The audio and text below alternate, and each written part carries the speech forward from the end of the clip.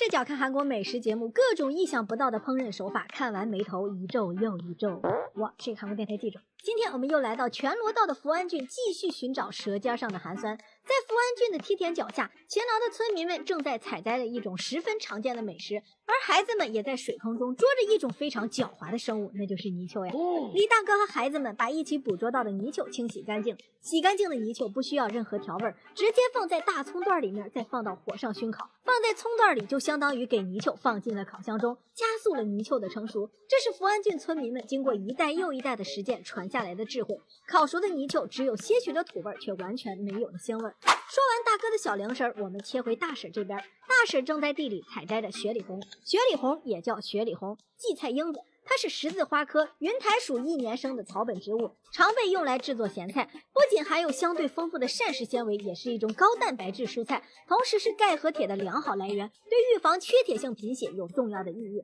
大婶把摘下来的雪里红焯水放在一旁备用，就开始处理今天的泥鳅了。抓来的泥鳅中放入几片南瓜叶和清水一起使劲搓揉，这样就可以有效的去除泥鳅的土腥味。随后把清洗好的泥鳅直接倒进加满热水的大锅中，再放入自制的陈年大酱和韩国烧酒去腥。10几分钟后，泥鳅熟了就捞出，捞出的泥鳅不要犹豫，直接捣碎，然后用筛子过滤，这样过滤出来的泥鳅末肉汤细腻丝滑，完美的解决了泥鳅内脏和刺不能吃的问题。之后把荞麦籽磨碎加水也过滤放在一边备用，这是一会儿用来制作泥鳅汤的重要配方。把刚才焯好水的雪里红切成段，加入韩式老方搅拌均匀，再把过滤好的泥鳅汤倒在锅中，调好的雪里红这个时候也一块倒进去，还有荞麦籽汤也别忘了全部搞里头。看着这一锅，我陷入了沉默呀。10几分钟后，随着大婶的勺子在锅中的上下搅动，以及空气中弥漫着的奇怪味道，我知道泥鳅末雪里红汤差不多了。